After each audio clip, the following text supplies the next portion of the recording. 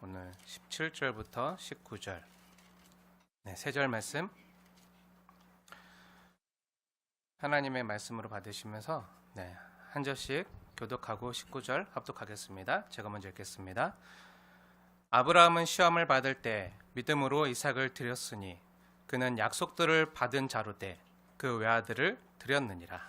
그에게 이미 말씀하시기를 내 자손이라 칭할 자는 이삭으로 말미암으리라 하셨으니. 함께 읽겠습니다. 그가 하나님이 능히 이삭을 죽은 자 가운데서 다시 살리실 줄로 생각한지라. 비유컨대 그를 죽은 자 가운데서 도로 받은 것이니라. 아멘. 약속들을 받은 자로되라는 말씀의 제목으로 주님 주시는 은혜를 함께 받도록 하겠습니다. 우리는 지금 매 주일마다 하나님께서 이 땅을 믿음으로 살았던 그 믿음의 선진들을 통해서 우리에게 도전하시는 그 하나님의 음성을 매주 듣고 있습니다. 오늘은 믿음으로 살았던 아브라함에 대한 마지막 시간인데요. 8절에서부터 믿음으로 아브라함은 하며 시작했던 아브라함의 이야기가 오늘 본문 17절에서도 아브라함은 믿음으로 드렸으니 하면서 믿음으로 마무리하고 있는 것을 볼 수가 있어요. 그러니까 아브라함은요, 믿음으로 등장해서 믿음으로 마치고 있는 거예요. 사랑하는 여러분, 저와 여러분 역시 믿음으로 살다가 믿음으로 주님께 가는 저와 여러분 되어지길 축복합니다. 한 사람도 낙오되면 안 돼요. 끝까지 믿음으로. 나중에 우리가 하나님 앞에 섰을 때요, 우리가 이 땅에서 주님을 위해서 믿음으로 행했던 것만 남는 거예요. 주님 앞에 섰을 때. 아브라함 역시요, 아브라함이 영광의 하나님을 만나기 전까지는 그 아브라함이 메소포타미아 지역에서 갈대우르에서 영광의 하나님을 만났을 때가 몇 세라 그랬죠? 75세라 그랬잖아요. 우리가 그 성경을 통해서 확인했는데, 아브라함이 75세가 되기 전까지에 대해서는 성경에 기록이 없어요. 그러니까 믿음으로 살기 전에 그 인생에 대해서는 성경이 기록하고 있지 않아요. 하나님을 인격적으로 만나고 믿음으로 살았던 인생에 대해서만 아브라함의 그 삶을 기록해주고 있을 뿐이에요. 그래서 아브라함의 인생을 한마디로 말하면요, 아브라함은 믿음으로 살았더라. 믿음의 사람이었더라. 믿음의 조상 아브라함. 이렇게 일컬어지고 있는 거예요. 사랑하는 여러분, 축복합니다. 여러분들 믿음으로 사시길 축복합니다. 지금까지는 어떻게 살았던지 괜찮아요. 하지만 이제부터는 중요해요. 지금까지 어떻게 살았던 지와 상관없이요, 이제부터는 믿음으로 다르게 사는 저와 여러분 되시길 축복합니다. 이렇게 믿음으로 다르게 사는 저와 여러분을요, 주님께서 주목하시고 축복하시고 인도하시는 거예요. 그리고 우리가 그렇게 믿음의 사람으로 또한 드러나길 원하세요. 사랑하는 여러분, 저와 여러분 역시요, 하나님과 사람 앞에서 아무개 누구누구는 정말 믿음으로 살았더라, 정말 믿음의 사람이야, 믿음으로 살았고 믿음으로 죽었어 하고 일컬어지길 축복합니다. 그런데 이러한 믿음의 삶에 있어서 가장 중요한 게 있어요. 그게 뭐죠? 믿음으로 사는데, 믿고 사는데 무엇을 믿고 살아가느냐가 너무 중요한 거예요. 다들 각자 믿고 사는 게 달라요. 어떤 사람은 돈을 믿고, 어떤 사람은 권력을 믿고, 어떤 사람은 남자를 믿고, 어떤 사람은 여자를 믿고, 어떤 사람은 자기 자신을 믿고 살아요. 하지만 그렇게 뭔가 다 믿고 사는데, 그렇게 믿고 사는 사람들을 가리켜 믿음의 사람이라고 일컫진 않잖아요. 그렇죠? 믿음의 사람이라고 말하진 않아요. 우리가 믿음의 사람이라고 할 때 그 믿는 대상이 너무나도 중요해요. 믿는 대상. 아브라함은요, 하나님을 믿었어요. 여러분도 하나님을 믿는 줄 믿습니다.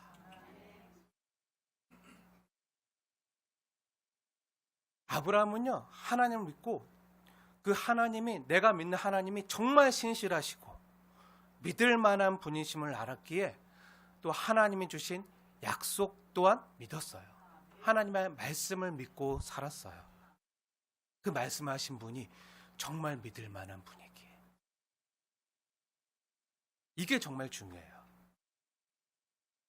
하나님의 약속을 붙들면요, 아무리 힘들고 어려운 상황에서도, 두려운 상황을 만나도요, 이길 수가 있어요. 흔들리더라도 이겨낼 수가 있다고요. 그런데 내가 무엇을 믿고 사는지 잘 모르면요, 믿음의 근거가 없으면요, 쉽게 흔들리고요, 사람에 휩쓸리고요, 환경에 휩쓸리고요, 그러다가 요동하거나 떠나려 가는 거예요. 하지만 내가 붙들고 있는 게 무엇인지를 알고 그 믿음의 근거가 확실한 사람들은요, 아무리 힘든 상황이 와도요, 흔들리지 않아요. 믿음의 조상 아브라함에게 또 역시 힘든 상황들이 많이 왔었어요. 충격적인 상황들도 많이 만났어요. 하지만 그 힘든 상황에서도 아브라함은요, 믿음으로 이겨낼 수 있었어요. 오늘 본문을 보면 그 믿음의 장 전체 가운데서도 가장 충격적인 사건이 나오고 있는데요. 어떠한 사건이냐면요, 여러분도 잘 아시는 여호와 일의 사건이 나오고 있어요. 여호와 일의. 네, 다 아시죠? 네, 하나님께서 아브라함이 100살 가까이에 얻은 그 사랑하는 독자 이삭을, 외아들 이삭을 어떻게 하라 그러셨죠? 번제로 드리라, 제물로 드리라 하신 그 사건이 나와요. 우리가 이미 몇 차례 이에 관해서 창세기 강해를 하면서 자세히 나눈 바가 있지만 오늘 다시 한번 히브리서 관점에서 다시 나눌게요. 먼저 권면할 것은, 여러분 기회 되시면 오늘 예배 마치고 나서 기회 되실 때 집에 가시면서 차 안에서나 아니면 출퇴근하실 때 차 안에서나 전철 안에서나 순빛교회 말씀 채널 들어가셔서 2023년 4월 16일 주일에 전했던 여호와 이레라는 말씀의 제목의 설교를 다시 한번 꼭 들어보세요. 그럼 오늘 말씀이 더욱 풍성해질 거라 믿어요. 그리고 오늘 말씀을 들어가기 전에 한 가지 드릴 말씀은요, 하나님께서 이삭을 번제로 드리라고 하시잖아요. 근데 하나님께서는 인신 제사를 굉장히 싫어하시고요, 금하세요. 하지만 하나님께서 아브라함에게 이삭을 번제로 드리라고 요구한 이 명령은요, 사실은 하나님께서 저와 여러분을 구원하시기 위해서, 하나님께서 자신의 하나밖에 없는 외아들, 독자 예수 그리스도를 아브라함에게 요구한 그 모리아 산에서, 그 골고다 언덕 십자가에서 예수님을 희생 제물로 받으신 사건의 예표로 이걸 우리에게 보여주고 있는 거예요. 이에 대한 자세한 말씀을 듣고 싶으신 분들은 제가 아까 말씀드렸던 2023년 4월 16일자 말씀, 여호와 일의 말씀을 꼭 한번 다시 들어주세요. 거기 보면 이 말씀이 어떻게 예수님과 연결돼서 이루어지는지, 요한복음 8장 56절에 보면 아브라함이 살아있을 때 아브라함이 그리스도를 보았더라, 예수님을 만났다는 말씀이 나오거든요. 구약에서 아브라함 시대 예수님을 만났다는 내용이 나와요. 그럼 어디서 만났을까요? 여호와 일의 뜻이요, 여호와께서 준비하셨다잖아요. 근데 그 원문을 보면요, 준비하셨다도 있지만 원래 원문 그대로 번역하면요, 여호와께서 나타나셨더라, 이게 여호와 일이에요. 그 여호와 일의 장면에서 아브라함과 이삭은요, 예수님을 만난 거예요. 본 거예요. 그에 대한 자세한 말씀을 듣고 싶으신 분들은 아까 제가 말씀드렸던 그 말씀을 다시 한번 들어주실 권해드리고요. 오늘은 시간이 없어서 다 못해요.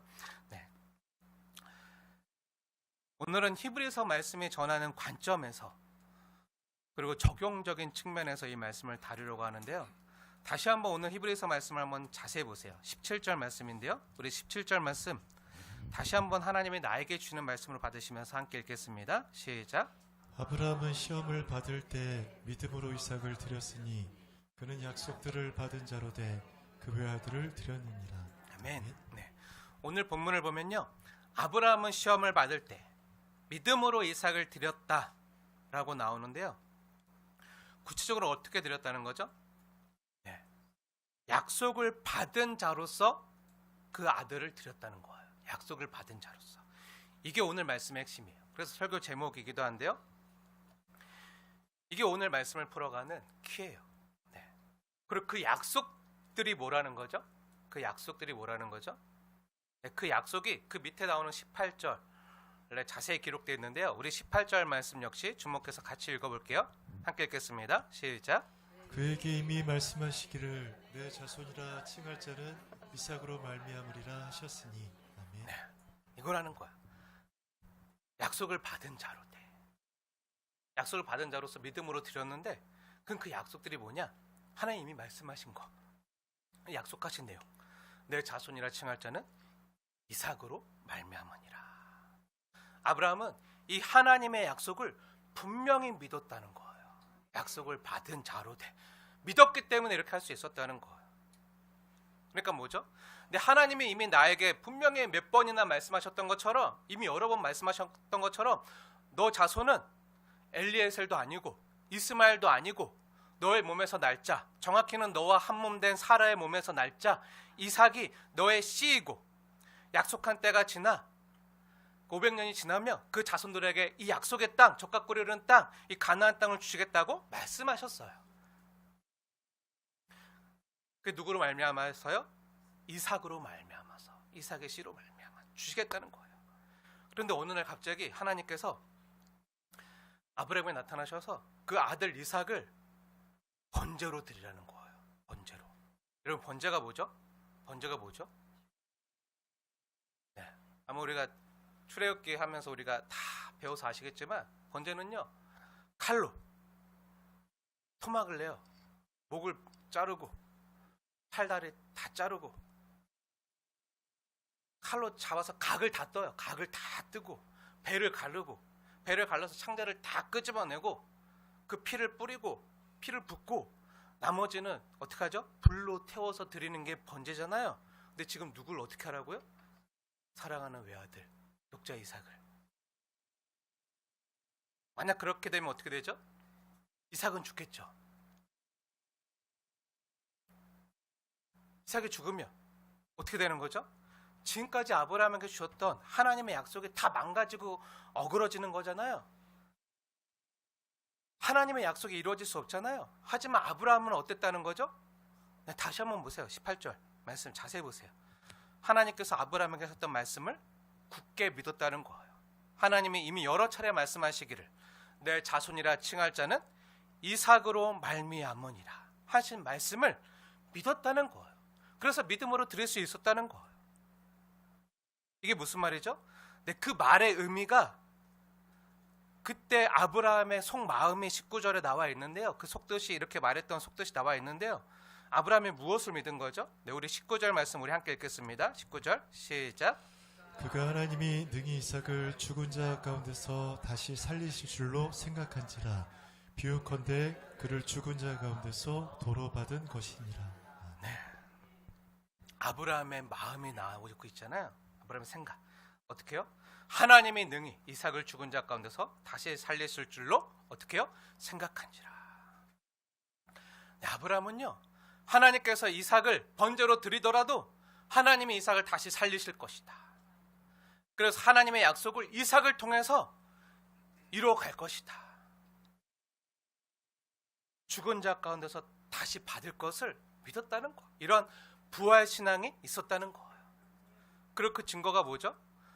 네, 성경에 보면요, 아브라함의 말을 통해서 아브라함의 이 부활 신앙이 드러나고 있는데요. 단순히 지금 이 모리아산에 올라가서 번제단 위에다가 이삭을 묶어놓고 칼로 잡기 전에, 그 전에 이미 아브라함은요, 이 부활 신앙이 있었어요. 그리고 그걸 믿은 거예요. 하나님의 말씀을, 약속을 믿었기 때문에 또한 그것을 고백하는 장면이 나오고 있는데, 어디서 나오고 있죠?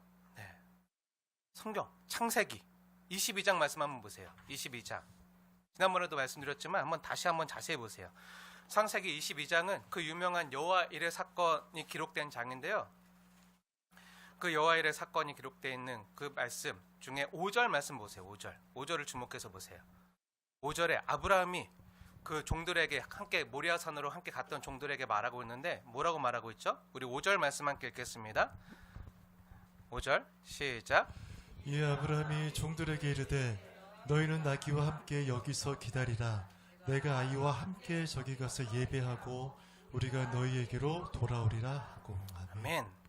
네, 여기서 아브라함이 같이 갔던 두 종들에게 뭐라고 말하고 있죠? 네, 너희는 나귀와 함께 여기서 기다려라. 내가 아이와 함께, 아이는 누구죠? 이삭이잖아요. 이삭과 함께 저기 가서 하나님께 예배하고 어떻게 돌아온다고요? 네, 다시 우린 누구죠? 아브라함과 이삭이잖아요. 아빠와 아들이 다시 너에게로 돌아온다는 거예요. 그러니까 아브라함은요, 이삭을 번제로 드리기 전에 이러한 믿음이 있었다는 거예요. 이것을 말로 표현하고 있는 거예요. 고백하는 거예요. 이 장면을 다시 한번 재구성해 보면요, 이와 같을 텐데요. 여러분도 한번 잘 생각해 보세요.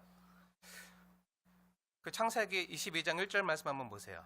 22장 1절부터 한번 보시면 하나님이 어느 날 아브라함을 시험하시려고 그를 불러요. 그러면서 내 아들, 내 사랑하는 독자 이삭을 데리고 모리아 산으로 가서 그를 번제로 드리라는 거예요. 그래서 아브라함이 아침에 일찍 일어나서 어떻게 하죠? 나귀 등에다가 안장을 하고 또 번제에 쓸 나무 장작들을 쪼개서 가지고 나귀에 싣고 3일 길을 이삭과 함께 또 두 종과 함께 3일 길을 걸어가는 거예요. 그 3일 길을 힘들게 걸어가는 동안 아브라함은 무슨 생각을 하면서 걸어갔을까요? 3일 밤낮을 걸어가면서 3일 동안 길가에서 노숙하면서 잘 때마다 잠이 잘 왔을까요? 아브라함의 마음이 너무 힘들었겠죠. 아마 추측하기로는 하나님께로부터 너의 사랑하는 독자 이삭을 번제로 바치라 는 말씀을 들었을 때부터, 그 명령을 들었을 때부터 아마 잠도 못 자고 밤새 번민과 갈등 속에서 어떻게 보면 죽음의 고통마저 느꼈을지도 몰라요. 자기 자신보다 더 사랑하는 백세에 얻은 그 사랑하는 외아들인데 그 아들을 바치라니. 그러니까 모리아 산으로 가는 그 3일 밤낮의 기간 동안에도 마음이 불편한 거예요. 너무 힘든 거예요. 그래도 하나님께 대꾸하지 않고 성경에 보니까 그냥 묵묵히 3일 밤낮 길을 걸어가는 거예요. 그러면서 하나님께 말은 안 했지만 혼자 속으로 많은 생각을 했겠죠. 그리고 한 걸음 한 걸음 무거웠지만 쉽지 않은 발걸음을 떼면서 갔겠죠. 그러면 지금까지 자신에게 하셨던 하나님의 놀라운 일들을 한번 생각해 보는 거예요. 추억하는 거예요.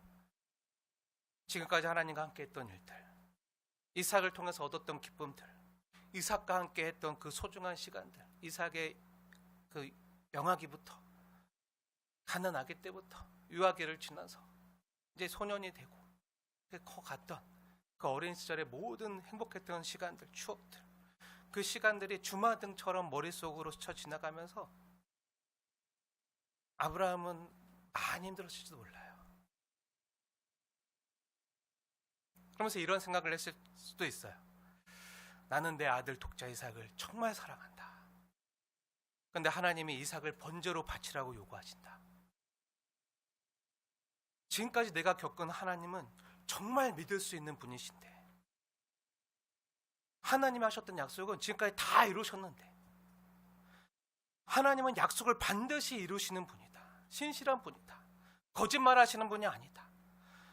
근데 하나님이 이삭을 번제로 드리라고 했다면 거기에는 반드시 이유와 목적이 있을 것이다. 그리고 그 말씀도, 하나님이 나에게 이미 하셨던 말씀도 너의 자손은 이삭으로 말미암을 것이다. 이 말씀도 반드시 이루어질 것이다. 하나님은 거짓말하는 분이 아니시다. 하지만 번제로 드리라고 하신다. 그렇다면 이삭은 죽음을 피할 길이 없다. 그런데 분명히 약속하셨다. 내가 너를 큰 민족이 되게 하겠고 너의 씨를 통해 세상 모든 민족이 복을 받을 것이라 약속하셨다. 그런데 다른 씨도 아니고 내 몸에서 날 자 이삭을 통해서 그 일을 이루어 가시겠다고 꼭 집어 약속하셨다. 그렇다면 이삭이 번제로 드려져서 죽을지라도 다른 사람으로서는 안 되니 하나님이 이삭을 어떻게 해요? 다시 분명히 살리실 것이다. 없는 중에도 주셨사오니 죽은 자도 살리시는 하나님을 믿은 거죠. 그리고 하나님이 나에게 하신 약속은 분명히 반드시 이루어갈 것이다. 이렇게 골똘히 생각하면서요, 모리아 산으로 3일 밤낮을 걸어가는 거예요. 그리고 그 모리아 산 앞에 왔을 때 그 하인들에게 말하는 거예요. 너희는 나귀와 함께 여기서 기다려라. 내가 아이와 함께 저희 가서 예배하고 우리가 나와 이삭이 다시 너에게로 돌아오리라 말씀하시는 거예요. 이 5절 말씀에서 아브라함의 믿음과 부활신앙을 볼 수가 있는데요, 내가 이삭을 번제로 드린다 할지라도 하나님은 그 아들 이삭을 다시 살리셔서 나와 함께 돌아오게 하실 것이다. 이걸 믿고 말하는 거예요. 그리고 이것이 사실임을 보여주는 말씀이요, 오늘 히브리서 본문의 말씀 11장 17절부터 19절까지 말씀이에요. 우리 히브리서 11장 17절부터 19절 말씀 다시 한번 우리 한 목소리로 함께 읽겠습니다. 시작. 아브라함은 시험을 받을 때 믿음으로 이삭을 드렸으니 그는 약속들을 받은 자로 돼 그 외아들을 드렸느니라. 그에게 이미 말씀하시기를 내 자손이라 칭할 자는 이삭으로 말미암으리라 하셨으니 그가 하나님이 능히 이삭을 죽은 자 가운데서 다시 살리실 줄로 생각한지라. 비유컨대 그를 죽은 자 가운데서 도로 받은 것이니라. 아멘. 네. 이때 아브라함이 이삭을 드릴 때 마음이 정확히 기록되어 있잖아요. 내가 이삭을 번제로 드릴지라도 하나님이 다시 살리실 수 있다, 이런 확신을 가지고 드릴 수 있었다는 거예요.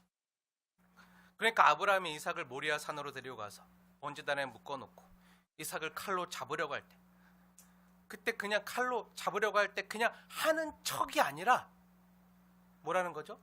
진짜로 잡으려고 했다는 것을 알 수 있죠. 그럴 수 있는 이유가 뭐죠? 하나님이 능히 죽은 자 가운데서 다시 살리실 것을 믿은 거죠. 뭐죠? 네, 하나님은 죽은 자도 살리실 수 있는 부활의 하나님이라는 사실을 믿은 거예요. 아브라함의 부활신앙이죠. 근데 이런 아브라함의 부활신앙의 근거가 뭐죠? 네, 11장 17절 말씀이에요. 그게 뭐죠? 하나님의 약속이죠. 약속을 받은 자로 돼. 이게 핵심이에요. 단순히 아브라함이요, 감정적으로 이렇게 했다는 게 아니에요. 많은 사람들이 이야기하듯 너 나 사랑하냐? 아니면 이삭을 더 사랑하냐? 나를 더 사랑한다면 너 아들 이삭을 바쳐라. 너에게 가장 귀한 거 바쳐라. 이런 차원에서 한 것을 넘어선다는 거예요. 무슨 말인지 아시겠습니까? 물론 창세기 22장 12절에 보면요, 너가 너 아들 너의 독자까지도 아끼지 아니하였으니 이제야 너가 하나님 경외하는 줄을 아노라 라는 말씀을 통해서 하나님은 세상 그 어느 것보다도 하나님을 더 사랑하고 경외해야 되는 것을 우리에게 알려주시는 부분이 분명히 있지만, 오늘 하나님 말씀하시고 또 아브라함이 그 말씀에 반응하는 그 순종에는요, 단순히 그것만이 아니라 그 이상의 어떤 것이 있음을 우리에게 분명히 보여주고 있는 거예요. 그게 뭐죠? 약속을 받은 자로 돼. 17절 말씀을 자세히 보세요. 약속을 받은 자로. 이 말씀을 보면요, 아브라함은 지금 하나님께로부터 테스트를 받을 때 아들을 사랑하는 아버지 아브라함으로서 아빠 아브라함으로 테스트를 받는 게 아니라 뭐로 테스트를 받고 있다는 거죠? 약속을 받은 자로 테스트를 받고 있다는 거예요.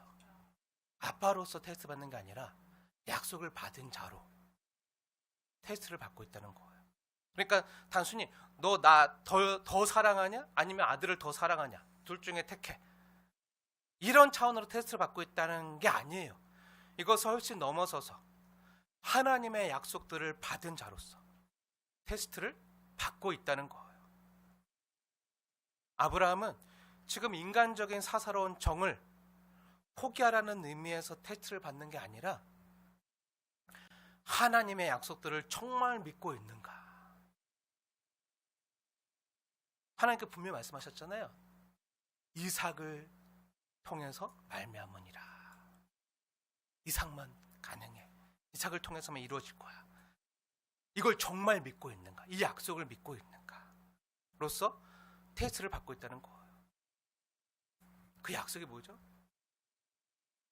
아브라함의 자손, 특히 내 몸에서 날 자라야 내 씨라. 이 약속, 궁극적으로는 이 약속이 어디까지 올라가? 창세기 3장 15절에서 말씀하신 여자의 후손으로 올 자, 그 자가 아브라함의 씨로, 아브라함의 자손으로 온다고 말씀하셨잖아요. 여자의 후손으로 올 자, 구원자, 메시아가 너의 씨로 올 것이다. 그를 통해 모든 민족이 복을 받을 것이다.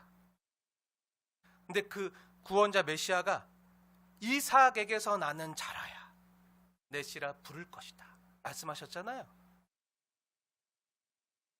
그리고 그 씨를 통해서 죄와 사망의 문제로부터 우리를 구원할 메시아가 온다는 그 사실과 그 메시아로부터 모든 민족이 복을 받는다는 그 하나님의 약속들을요, 아브라함이요 믿은 거예요. 그 약속의 통로는, 지금 유일한 통로는 이삭밖에 없는데, 그럼 이삭을 드리라는 하나의 명령은 지금까지 말씀하신 것을 반드시 이루셨던 능력이 하나님이라면, 내가 지금 이삭을 번제로 드린다 할지라도, 하나님의 명령에 따라 순종해서 드린다 할지라도 하나님은 반드시 이삭을 죽은 자 가운데서 다시 살리실 것이구나, 이걸 믿은 거예요. 이삭의 부활을 믿은 거죠. 다시 말해서 죽은 자도 살리시는 하나님의 부활 능력을 믿은 거예요. 그럼 어떻게 이러한 믿음을 갖게 된 거죠? 아브라함 스스로 깨닫거나 잘해서 갖게 된 게 아니죠. 하나님이 믿어지게 하신 거예요. 아브라함에게 믿음을 주신 거예요. 믿어지게 하신. 이게 정말 중요한데요. 믿어지는 마음을 주셨어요. 어떻게 해요? 그동안 아브라함도 많이 흔들리면서 왔어요. 때때로 하나님의 약속을 온전히 믿지 못해서 넘어졌던 적도 많고요. 자빠졌던 적도 많고요. 그래서 하나님의 약속을 믿지 못하고 그 땅에 거하지 못하고 다시 어떻게 하죠? 기근을 만나니까 애굽으로 내려가기도 하고 거기서 아내를 빼앗길 뻔하기도 하고, 그렇게 정말 비굴하고 보잘것없던 아브라함이었지만 그때마다 하나님이 어떻게 하셨죠? 구원하셨잖아요. 그때마다 신실하신 하나님께서 함께 하셨고 그 약속을 이루어 가시는 것을 경험했잖아요. 아브라함은 불신실했어요. 하나님 앞에서 자꾸 넘어졌어요. 하지만 하나님은 아브라함과 했던 약속을 끝까지 신실하게 지켜가셨어요. 그것들을 다 하나하나 경험하는 거예요. 하루아침에 이루어진 게 아니에요. 그리고 무엇보다도 아들을 전혀 낳을 수도 없고 기대할 수도 없었던 그 늙은 나이에, 100살 가까운 그 나이에 아내 사라는 90살이 다 돼서 생리도 다 끊어지고, 그래서 인간적인 방법으로는 도저히 자식을 낳을 수 없을 그때, 몸이 죽은 자 같았을 때 없는 것도 있게 하시는 하나님의 능력을 보고 경험했잖아요. 근데 없는 것을 있게 하시는 것, 무에서 유를 창조하시는 하나님을 아브라함은 삶 가운데 경험한 거예요. 그리고 없는 것을 있는 것으로 부르시는 창조주 하나님이시라며. 사실 하나님이 태초에 천지를 창조하셨잖아요. 없는 것과 무에서 유를 창조하셨어요. 그리고 하나님이 만드신 그 많은 피조 세계 가운데 흙으로 사람을 비추셨잖아요. 있는 재료 가운데서 하나님이 생기, 숨을 불어넣어 살리는 것은 더욱 쉽겠죠. 없는 것도 있게 하시니까. 그리고 그러한 창조주 하나님을 믿는다면 자연스럽게 부활의 하나님도요 믿게 되는 거예요. 근데 이건요 아무리 논리적으로 설득한다고 되는 게 아니에요. 이건요 하나님이 우리에게 믿음을 주셔야지만, 믿음을 창조해 주셔야지만, 믿어지게 하셔야지만 이루어지는 하나님 수준의 일이에요. 사람 수준의 일은 안 돼요. 이렇게 하나님이 우리에게 없던 믿음을 창조해 주셨어요. 하나님 믿음을 주셨어요. 우리가 잘나서가 아니죠. 하나님이 죄와 허물로 죽었던 우리 안에요 새 생명을 창조해 주신 은혜예요. 그 창조의 하나님이 믿어지니까 부활의 하나님도요 저절로 믿어지는 거죠. 우리가 이것을 어떻게 알게 됐죠? 하나님의 말씀을 통해 알게 된 거죠. 이 말씀을 통해. 사랑하는 여러분, 축복합니다. 이러한 창조의 하나님, 부활의 주 하나님이 믿어지는 은혜가 있게 되어지길 주님의 이름으로 축원을 드립니다.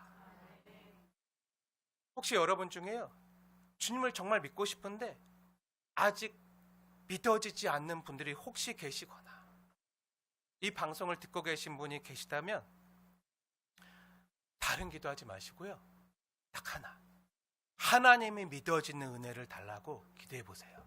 하나님이 믿어지는 은혜, 이게 제일 중요해요. 여러분이 그렇게 기도하면요, 하나님이 듣고 응답하실 줄 믿습니다. 저도 그렇게 기도하고요, 그런 응답을 주셔서 지금 여기에 서 있는 거예요. 기회가 되면 이런 얘기도 하고 싶지만 이건요, 사람의 능력으로 안 돼요. 하나님의 은혜로만 돼요. 하나님 믿어지는. 그리고 사랑하는 자녀들이나 사랑하는 부모님이나 또 형제들의 영혼 구원을 위해서, 가족 구원을 위해서 기도하는 분들도 우리 중에 많이 있잖아요. 그런 분들이 계시다면요, 다른 어떤 기도보다 내 사랑하는 가족들에게, 내 자녀에게, 부모에게, 형제에게 하나님이 믿어지는 은혜를 달라고 기도하셔야 돼요. 이것보다 더 귀한 건 없어요. 이건요, 사람의 힘으로 안 돼요. 그리고 하나님께 우리가 기도하면요, 하나님이 응답하세요. 하나님이 이루시는 거예요. 이건 사람 차원의 능력으로는 안 되고요, 오직 하나님의 은혜로만 되는데요. 그래서 능으로도 안 되고요, 힘으로도 안 되고요, 오직 하나님의 신으로만 가능해요. 그래서 우리는요, 우리가 할 수 없기 때문에 하나님이 일하시도록 기도해야 하는 거예요. 그리고 여러분 중에 이러한 창조주 하나님, 부활의 주 하나님이 저절로 믿어지시는 분들이 계시다면요, 많은 분들이 저절로 억지로 제가 믿으라고 해서가 아니라 믿어지는 분들도 계시잖아요. 그러면 하나님이 여러분을 사랑하셔서 여러분 한 사람 한 사람에게 하나님의 자녀가 되는 권세와 특권을 주신 줄로 믿으시기 바랍니다. 하나님의 자녀가 된 거예요. 너무 귀한 하나님의 선물이죠. 이 선물을 누리시길 축복합니다. 그리고 하나님이 우리에게 주신 이 믿음이란 선물은요, 경험하면 경험할수록 더욱 커져가는 거예요. 경험하면. 근데 하나님 우리에게 생명을 주셨어요. 그러면 갓난아이가 태어나면 거기서 끝인가요? 아니잖아요. 생명이 있으면 어떡하죠? 맘마를 먹고, 부모의 음성을 듣고, 또 부모님과 함께 살면서 내가 부모님의 사랑을 받고 있구나, 또 내 이렇게 하면 더 건강해질 수 있구나, 그런 것들을 경험하는 거예요. 더 커져가는 거예요. 아브라함도요, 처음부터 믿음이 좋았던 게 아니에요. 아까도 얘기했지만 처음에 아브라함의 믿음도요, 우리와 같이 때때로 많이 넘어지고 실수도 많이 하고 어떻게 보면 별 볼 일 없는 일도 많이 나와요. 하나님 말씀대로 가나안 땅까지는 왔지만 그 땅에 기근이 들자 어떻게 하죠? 이게 아니네, 내가 이러려고 여기까지 온 게 아닌데, 먹고 살기 힘들다 하니까 어떻게 되죠? 애굽으로 내려가요. 하나님이 있으라고 한 것이 아니고 애굽으로 내려갔다가 거기서 어떤 일을 만나죠? 아내 사라를 빼앗길 뻔한 적도 있잖아요. 파로한테 아내를 빼앗길 뻔한 적도 있고, 또 하나님이 자식을 준다고 약속했는데 어떡하죠? 믿지 못하고 차라리 하나님이 주신다고 하면서 안 주시네요. 그냥 엘리에셀에게나 주세요. 내가 엘리에셀 내 양대로 삼았으니까 엘리에셀에게 상속권을 주세요. 근데 걔 아니야. 그러니까 또 어떡하죠? 근데 주신다고 했는데 안 주시니까 어떡하죠? 하갈을 통해서 또 인간적인 방법으로 자식을 얻잖아요. 이스마엘에게 주세요. 근데 하나님 뭐라고 말씀하시죠? 아니, 걔네들 말고 내가 너의 몸에서 날자, 너와 사라의 몸에서 날자, 이삭이라야 내 씨라 일컬음을 받을 것이라 말했잖아. 그러자 아브라함이 어떡하죠? 웃어요. 아브라함이 말이 되었지, 내 나이가 몇인데 하면서 아브라함도 웃어요. 17장에 보면 분명히 아브라함도 웃었다라 이렇게 나와요. 그리고 18장에서는 또 누가 웃죠? 사라가 웃어요. 그러다가 너 내 말 못 믿고 웃어? 그러다 하나님한테 혼나기까지 하잖아요. 아브라함도 그렇고. 근데 사라는 안 혼났어요. 네. 근데 우리가 잘 아시다시피 아브라함 역시요, 처음부터 믿음이 견고하거나 좋았던 건 아니에요. 흔들리기도 하고요, 넘어지기도 하고요, 멈춰서기도 하고요, 의심하기도 하고요, 그러다 후퇴하기도 해요. 하지만 그때마다 하나님이 아브라함에게 다시 찾아와 주시고 일으켜 주시고 함께 해주시는 하나님을요, 일상 가운데서 삶 가운데서 경험하면서 하나님이 어떤 분이신지를요 알게 됐어요. 하나님은 정말 신실하신 분이구나, 정말 약속을 지키는 분이구나, 정말 믿을 만한 분이구나. 하나님에 대한 믿음이 생겨나고요, 조금씩 자라갔어요. 처음부터 믿음이 좋았던 게 아니라고요. 근데 여기서 중요한 게요, 그래서 하나님께서 우리에게 믿음을 주시고 믿음을 경험하게 하기 위해서 사용하시는 방법이 있는데요, 그게 뭐라는 거죠? 오늘 말씀을 보세요. 히브리서 11장 17절 말씀 보세요. 그게 뭐라는 거죠? 네, 먼저 말씀을 주시고요, 말씀을 먼저 주세요. 그리고 두 번째로 말씀을 받은 자로 돼. 그 말씀이 정말 너의 삶에서 이루어지나 안 이루어지나 경험할 수 있는 실천의 장을 주세요. 그 실천의 장이 성경 본문에 뭐라고 나오죠? 그게 오늘 본문에 기록되어 있는 우리가 흔히 말하는 시험이에요. 시험. 17절 말씀 다시 한번 읽겠습니다. 시작. 아브라함은 시험을 받을 때 믿음으로 이삭을 드렸으니 그는 약속들을 받은 자로 돼 그 외아들을 드렸느니라. 네. 하나님 먼저 주시는 게 뭐라고요? 약속을 먼저 주세요. 약속을 받은 자로. 그리고 그 말씀이 정말 우리 삶 가운데 이루어지나 안 이루어지나 경험할 수 있는 실천의 장을 주시는데 그게 뭐라고요? 시험. 시험 받을 기회를 주세요.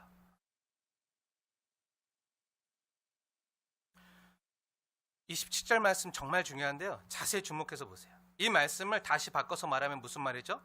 내 약속을 받은 자들은 동시에 무엇을 받는다는 거죠? 내 시험을 받는다는 거예요. 근데 우린 시험 싫잖아요.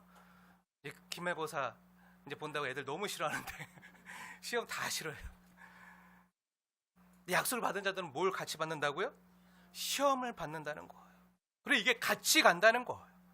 근데 약속 먼저 받아요. 은혜 먼저 받아요.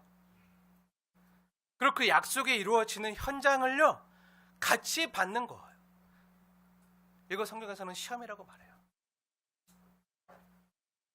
오늘 17절 본문에 보면 시험이라고 나오는데 다르게 말하면요, 약속이 이루어지는 현장, 약속이 경험되어지는 현장이라고 말해도요 크게 다르지 않아요. 근데 여러분 중에 혹시 아니 하나님께서는 우리를 시험하지 않으신다고 말하지 않았나요? 하나님 분명히 야고보서 1장 13절에서 하나님은 친히 아무도 시험하지 아니하시고 시험 받지도 않으신다 그랬는데 왜 시험하세요? 하고 묻는 분이 혹시 계실지도 몰라요. 네, 맞아요. 하나님은 친히 아무도 악으로 시험하지 않은 분이심을 믿으시기 바랍니다. 하나님 우리를 시험하지 않으세요. 근데 여기 나오는 그 시험이라는 말이, 야고보서에 있는 그 시험이 템테이션이 아니에요. 우리 한글 번역 성경은 시험에 대해서 말할 때 테스트나 템테이션이나 다 시험으로 번역해서 헷갈릴 수가 있는데요, 원문 그대로 보면요, 또 영어 성경 보면요 달라요. 시험이 같은 시험이 아니에요. 하나님이 우리를 친히 아무도 시험하지 않으신다고 말할 때 그 시험은요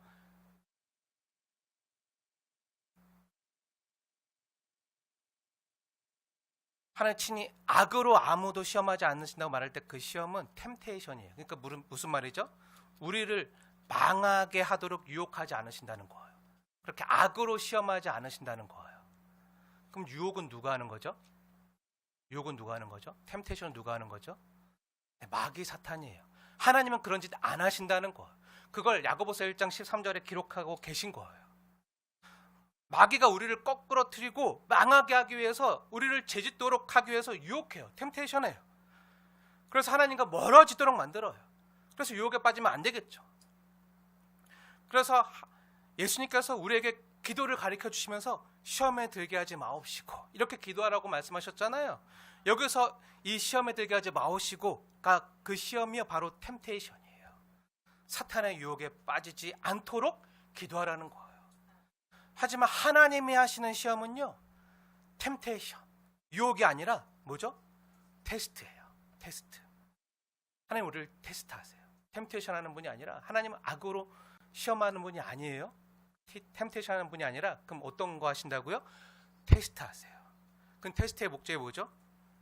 네, 그 다음 단계로 넘어가게 하기 위해서, 성장시키기 위해서, 잘 되라고.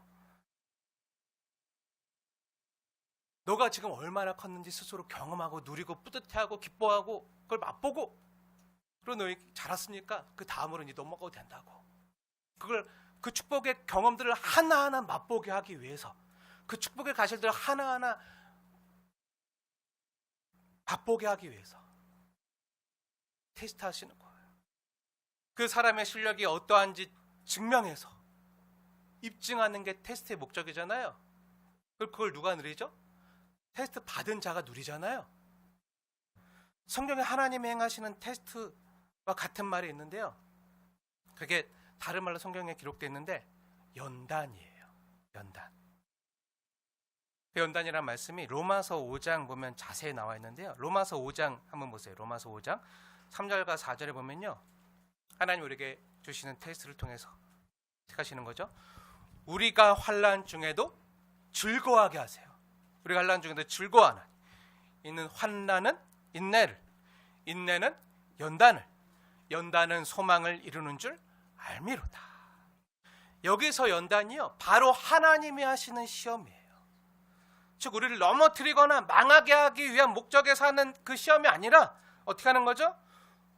더 굳세게 하는 거예요. 지금보다 더 나은 하나님의 자녀가 되도록 연단시키시는 거예요. 그래서 결국 어떻게 해요? 소망을 이루게 하시는 거예요. 소망을 이루어 가게 하시는 거예요. 우리를 연단하시고 테스트하심으로 우리가 그동안 얼만큼 믿음이 자랐는지를 보여주시는 거예요. 그리고 내 삶 속에서 하나님의 약속이 이루어지는 것을 경험하고 보게 하시는 거예요. 그래서 약속을 받은 자들에게 때로 하나님께서 테스트하실 때가 있어요. 연단하시는 거죠. 그래서 아브라함에게 하셨듯이 우리에게도 때로 우리가 가장 손에서 놓기 싫은 것, 때로 하나님은 안 보이고 내 눈앞에 너무 잘 보여서 때로 하나님보다 더 좋아하고 아끼는 것을요 놓으라고 테스트 하실 때가 있어요. 왜죠? 우리의 믿음을 더욱 견고하게 하기 위해서, 소망을 이루어지게 하기 위해서 테스트하는 거죠. 다음 단계로 더욱 성장시키기 위해서예요. 혹시 여러분 중에서도요, 아니 이거 내가 어떻게 해서 손에 넣은 건데 이제 와서 이걸 놓으라고?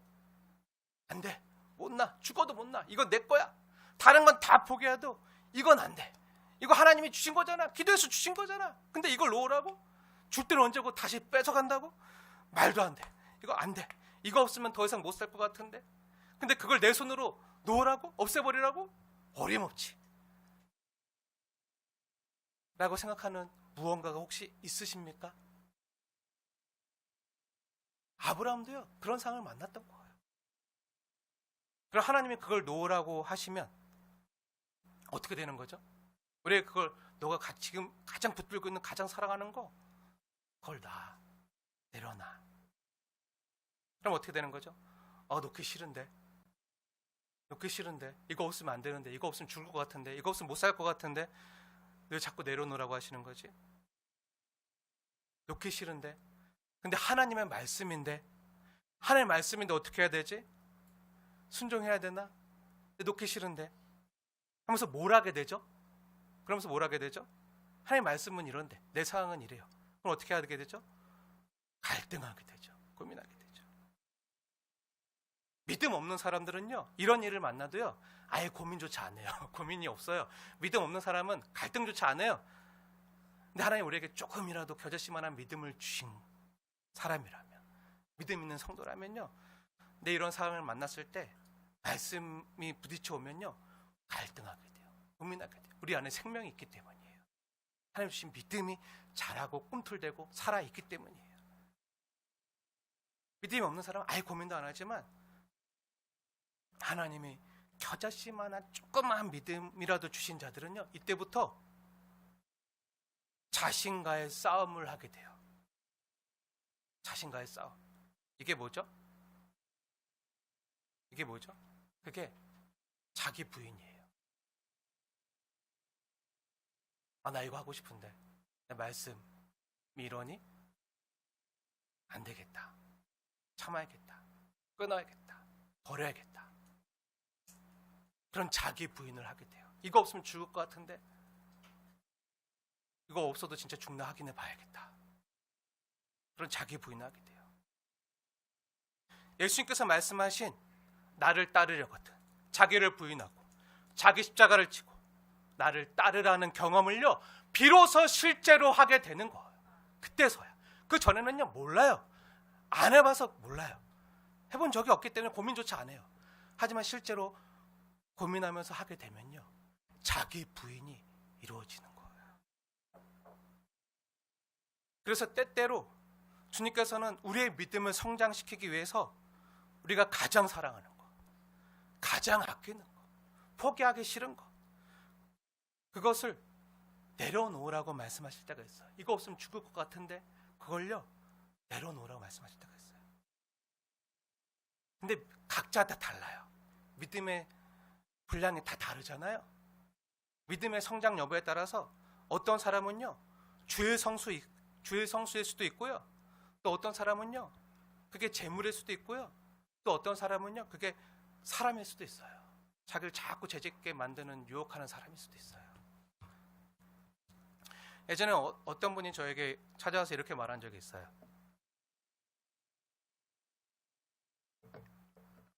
교회 나온 지 얼마 안 된 분이었는데 이제 믿음이 자라서 이제 교회도 잘 나오고 믿음 생활도 잘하는 그런 분이었는데 어느 날 저에게 와서 이렇게 말해요. 목사님, 예전에는요 주일에 교회 나오는 게 정말 그렇게 힘들었는데요 이제는 주일 성수가요 어렵지 않아요.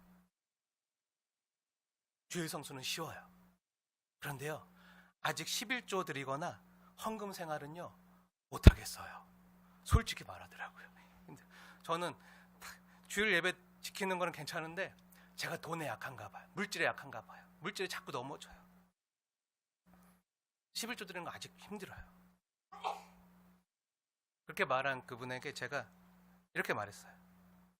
주님이 형제에게 주일 성수하는 믿음을 주셔서 너무 감사하네요. 하나님이 그만큼 형제를 잘하게 하셨네요. 형제 안에서 일하고 계시네요.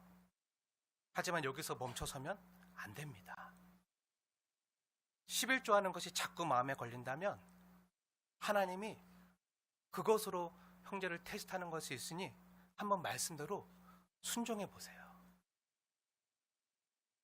하나님이 형제에게 복 주시려고 준비하는 기회의 장일 수 있으니 정말 말라기서에 말씀하신 정말 하늘의 복을 쌓을 곳이 없도록 부어지는 그 경험을 하게 하실 수 있는 기회일 수 있으니 하나님 약속 믿고 한 번이 아니라 꾸준히 순종해 보세요. 정말 하나님이 그러시나 안 하시나 시험해 보라고 하셨사오니 한번 해보세요. 그래야 다음 단계로 나아갈 수가 있어요.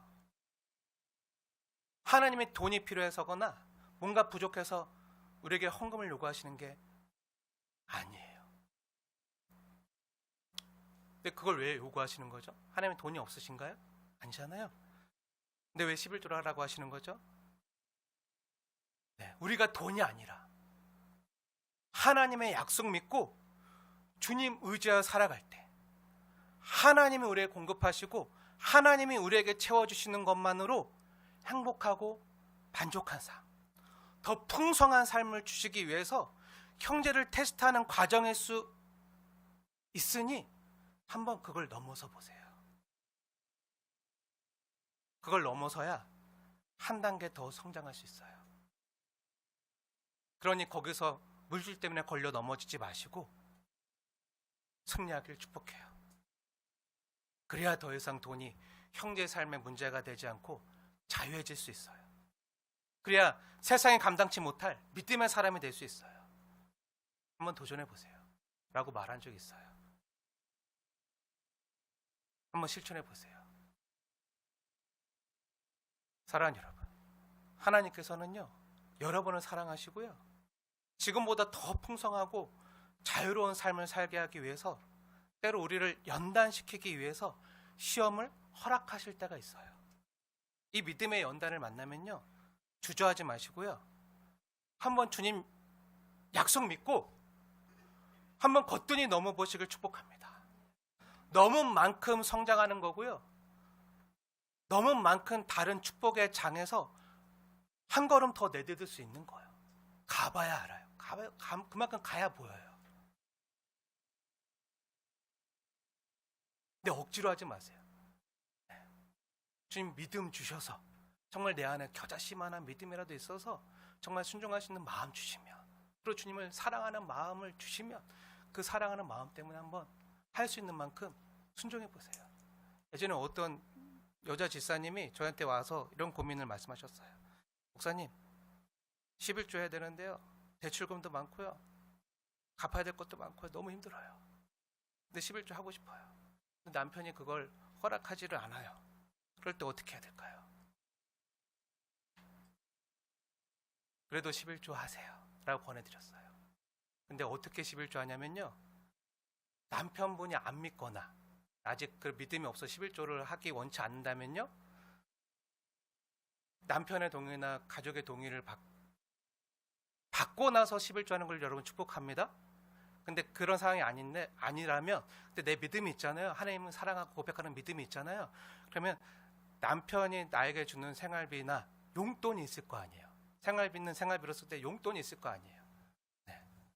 그 용돈에서 만약에 한 달에 생활비가 한 200만 원 들어요. 근데 남편이 아직 너무 힘들고 대출금도 갚아야 되고 해서 11조 하지 말라 그러면, 근데 남편이 그래도 나에게 주는 그 용돈이 있을 거 아니에요. 200만 원 중에 5만 원 정도는 내가 마음대로 그 용돈으로 쓸 수 있고 할 수 있는 부분이 있을 거 아니에요. 그럼 5만 원에 10분의 1만큼만이라도, 5천 원이라도 하나님께 온전한 11조를 드리십시오.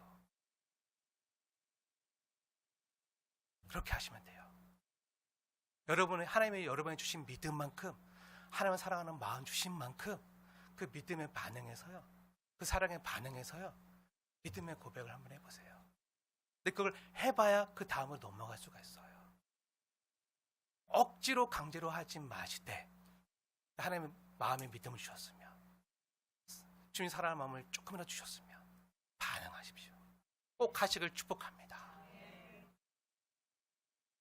주님이 우리를 고생스럽고 힘들게 하기 위해서 이런 약속이나 시험을 주시는 게 아니심을 기억하세요. 그럼 왜 주십니까? 네, 저와 여러분을요, 너무나도 사랑하시기에, 잘 자라라고, 믿음이 자라라고, 건강하게 자라라고, 하나님의 자녀 만들기 위해서 그런 시험을 주시는 거예요. 우리가 자녀를 키우다 보면요, 아이가 태어나서 처음에는 어떡하죠? 귀지도 못하고 누워 있기만 하잖아요. 누워 있기만 해요. 그러다가 뒤집기를 해요. 뒤집기를. 누워 있기만 하다가 자기 힘으로 막 하다가 뒤집기도 하고, 뒤집은 다음에 어떡하죠?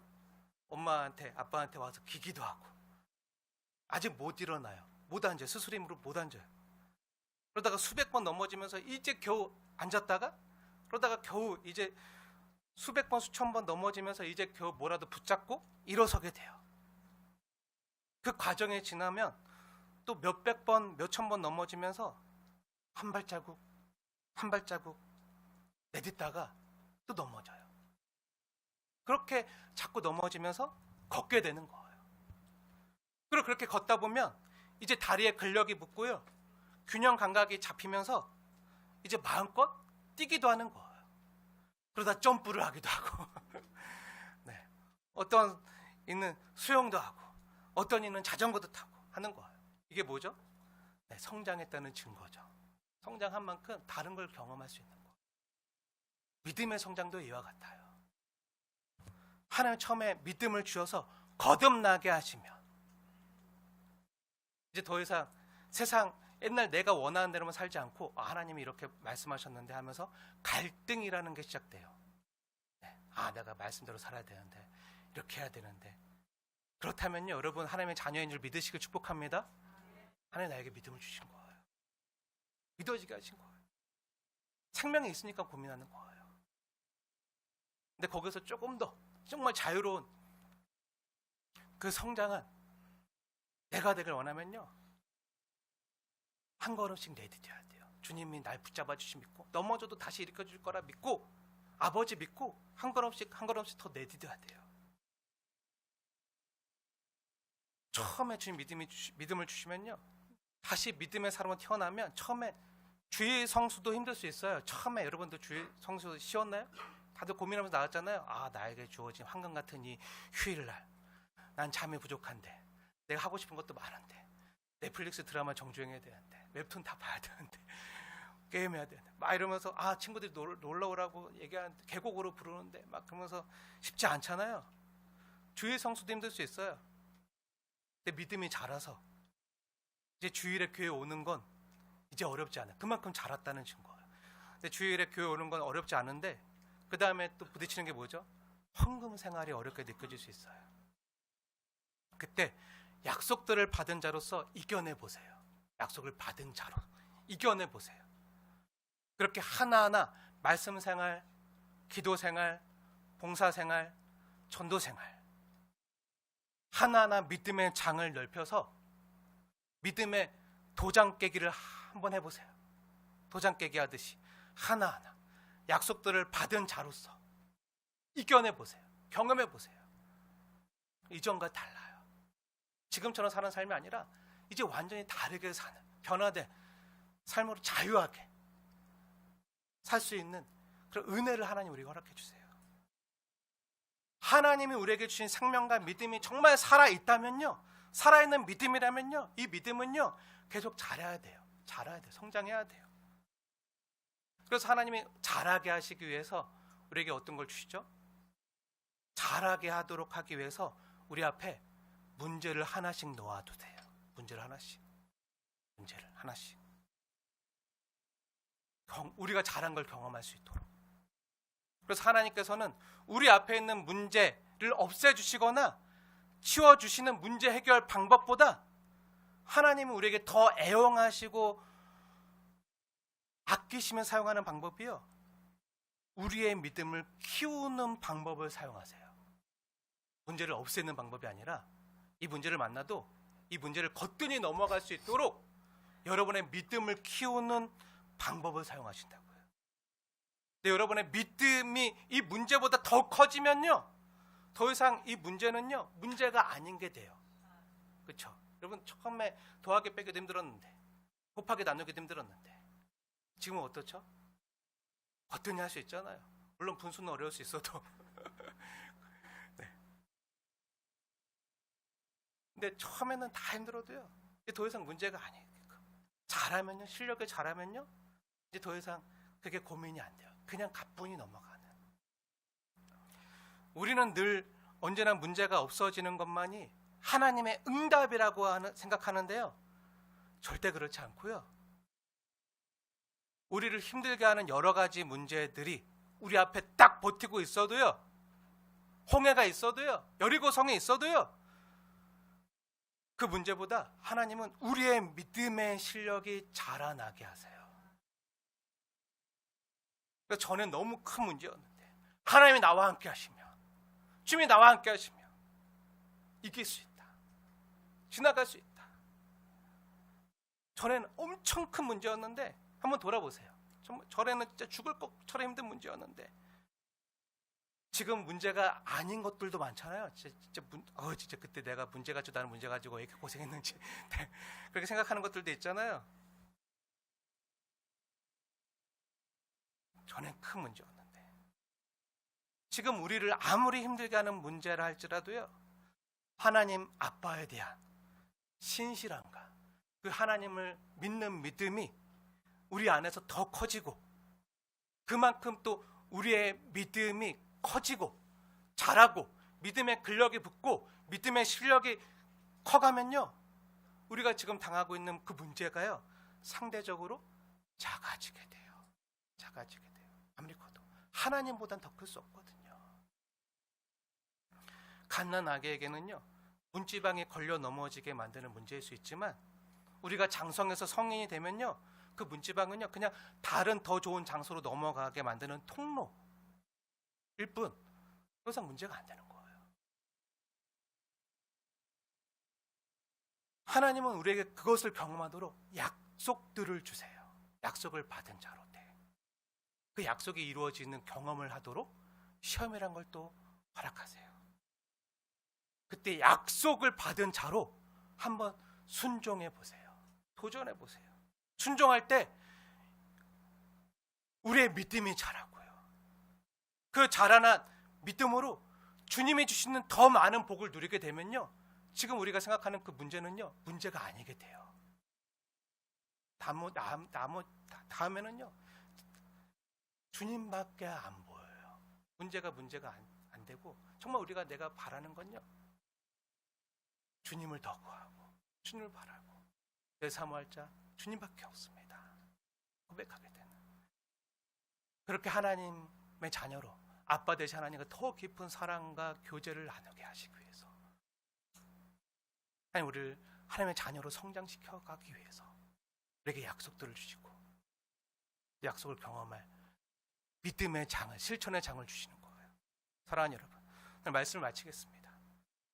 저와 여러분 모두에게 하나님께서 약속들을 주셨습니다. 그 약속들은요, 저와 여러분을 힘들게 하시기 위함이 아니라 사랑하시기, 복 주시기 위해서, 자라게 하시려고, 지금보다 더 많은 축복들을 경험하게 하시려고 주시는 믿음의 연단임을 기억하시고 믿으십시오. 그리고 그 연단을 통해서 주님께서 약속하신 대로 주님께서 주신 소망을 이루어 가시는 그 경험을 누리십시오. 여러분의 삶 속에서 주님이 주신 그 소망이 이루어지는 그 신나는 경험을요, 주님과 함께 나가는 저와 여러분 되어지길 주님의 이름으로 축원을 드립니다. 인내는 연단을, 연단은 소망을 이루는 줄 알미로다. 기도하겠습니다.